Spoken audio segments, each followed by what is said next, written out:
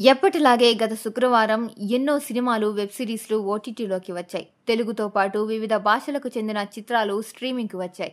అయితే ఇందులోని ఓ సినిమా మాత్రం ఓటీటీ ఆడియన్స్‌కు తెగ నచ్చేస్తోంది. గత నెలలో థియేటర్‌లో రిలీజ్ అయిన ఈ చిత్రం 132 కోట్లకు పైగా వసూలు సాధించింది. ఇక దీనిని కొనసాగిస్తూ ఓటీటీలో స్ట్రీమింగ్‌కి వచ్చినప్పటి నుంచి టాప్ ట్రెండింగ్‌లో దూసుకుపోతోంది.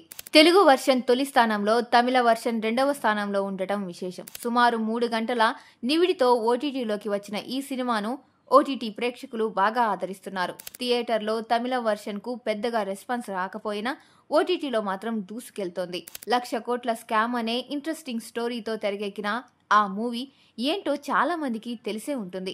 ఎస్, ఆ సినిమా పేరు Kubera. Tollywood feel good director Sekhar Kammula డైరెక్షన్లో తెరకెక్కిన ఈ మూవీలో ధనుష్, నాగార్జున హీరోలుగా నటించారు.